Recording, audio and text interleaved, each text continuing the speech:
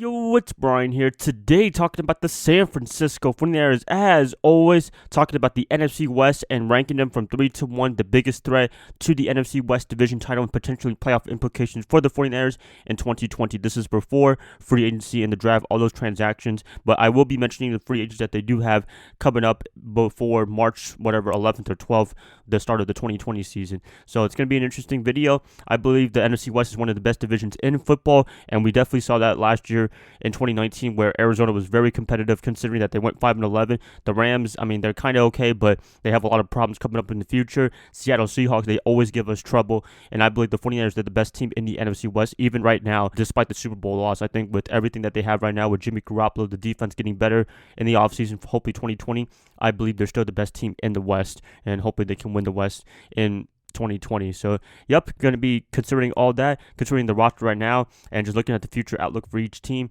It's going to be an interesting one. Hope you guys do enjoy this video. I have a new article out for you guys talking about a 17-game NFL season. Should we have one? Link is in the description below. Link is in the card section. Link is in everything that you can find for my article. It's going to be talking about just what I believe in a 17-game season and should we have one. So hope you guys do enjoy that as well. Going to get the video started, but before I do, please like and subscribe. That's going to definitely help me out a lot. Click that bell notification to get notified of future videos. Share the channel, share the content with fellow Niner faithfuls. And let's get this started. 49ers versus NFC West, ranking 3 to 1 from the least threat to the biggest threat to the NFC West division title for 2020. Number 3, going to be putting the Los Angeles Rams. A lot of you guys are wondering, why am I putting this team last as the biggest threat to the 49ers in terms of the NFC West? You should be putting the Arizona Cardinals. Well, in conventional wisdom, yes, I would do that, but at the same time, I'm more high up on the Arizona Cardinals than the Rams, to be honest with you. I was never sold on LA, even with their Super Bowl run, and you're looking at the 2019, they kind of had a Super Bowl hangover, which the 49ers, hopefully they don't suffer in 2020, but it was not a good year for them in 2019, and the free agents and penny that they have right now, Dante Fowler Jr., Andrew Whitworth, Corey Littleton, Greg Zuerlein, those are the very, very big free agent names that they do have coming up in the market in 2020. Also, you got Michael Brockers as well. So, you have a lot of guys currently needing to be free agents, and I don't know if you can re-sign every single one of these guys. Maybe they won't, but definitely they are going to have some problems just because of the fact they have a lot of bad contracts they have to get through. They have the Todd Gurley one, which is probably the worst contract of them all in the NFL. You have Jared Goff. He has a big contract.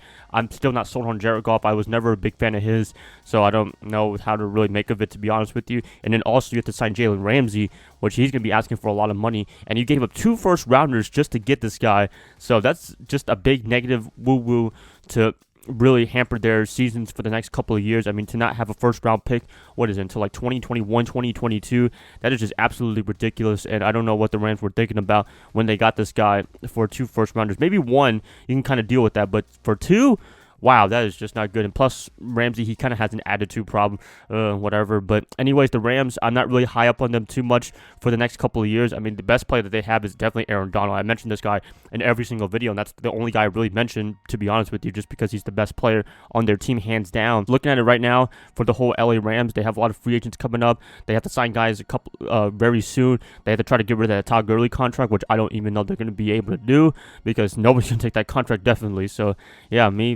me in San Francisco, I definitely believe the Rams are the least biggest threat to the 49ers. They're a talented team, don't get me wrong. It's just that with everything that they have in terms of contracts and what have you, not looking good at all for them, and they've been paying a lot of people pretty recently, and I think that's going to be their downfall for the Rams, definitely. And I think a lot of teams have figured them out, what the Rams really are, because of Tom Brady and the Patriots, what they did in Super Bowl 53. So, there you have right there, Rams number 3. Number 2, definitely going to be putting the Arizona Cardinals. A lot of you guys are probably wondering, why am I putting them number 2 over the Rams? Just because of the fact I believe their team is going to be better in the second year with Cliff Kingsbury and Kyler Murray. I don't know if they're going to get figured out yet, but I believe they're still going to have a great season just because of the fact, Murray, he's done some great things for the Cardinals last year in 2019. He did have a very good game against the 49ers twice, I would say. To be able to pick up almost 2 upset victories against us, that's pretty impressive, I would say.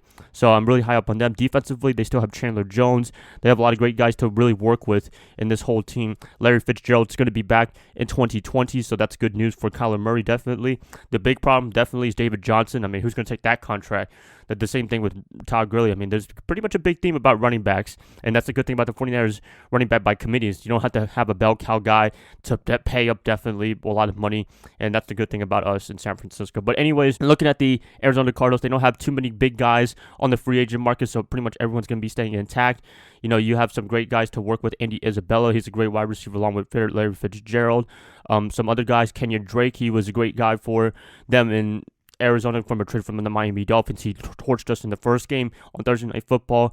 Defensively, they have some nice talent going on. So, I mean, you look at the Cardinals, I mean, I would say they have the biggest upside out of any of the teams in the NFC West just because of the fact they're a young team, new coach, new quarterback, second year together. I don't know if they're going to be suffering a sophomore slump, but looking at it right now, I think they're going to do much better than they did in their rookie year, just getting used to the whole NFL thing.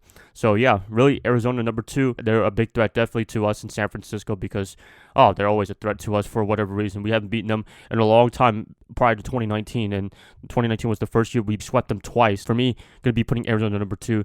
And number 1 definitely is the Seattle Seahawks. They give us a lot of trouble, definitely, for the past couple of years now. Even these 2 games in 2019, they beat us in overtime. That was our first loss in the 2019 season, was against the Seattle Seahawks. In Week 17, it came down to a Dre Greenlaw awesome tackle, and it was just a neck-and-neck game. So Seattle, they're a great team. I mean, if you look at it talent-wise, they're probably not the most talented team in terms of, all whatever you want to call it, like, I got every best player in every position. I mean, the only 2 guys that they really have is Russell Wilson and Pete Carroll. Those 2 guys, they make something special, and we've seen that for the past couple of years, even with LOB being gone now completely. I think this is the first year where there's no Earl Thomas, Cam Chancellor, Richard Sherman, and whoever it is, Byron Maxwell / Brandon Browner.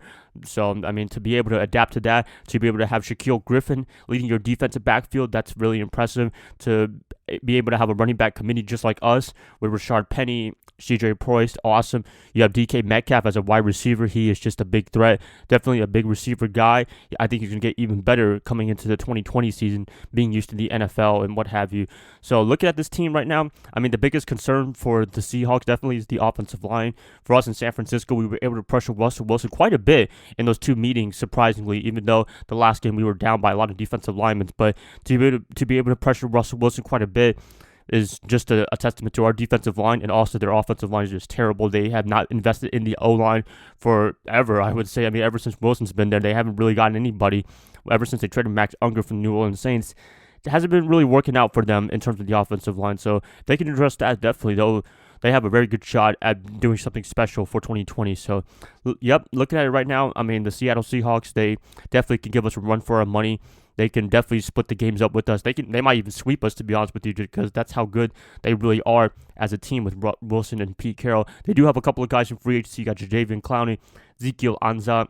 Those guys, I think those are the 2 most notable free agents coming into the 2020 season, but I'm pretty sure they can find a way to get these guys unless they're really cap-strapped on money. I haven't looked at the numbers completely, but, just looking at Seattle Seahawks, looking at the way that Snyder and Carroll has built this team, every guy steps up, every guy is able to come through for this team, and that's the impressive part for them, and they are the biggest threat to the San Francisco 49ers in terms of the whole 2020 season and potentially winning the NFC West. So that's it, guys.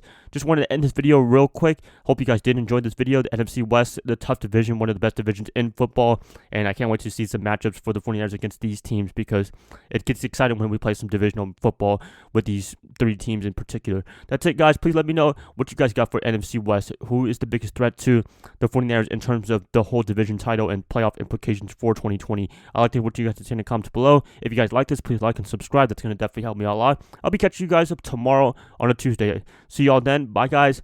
Love y'all. Y'all have a great rest of your night. Go Niners all day. Hot boys.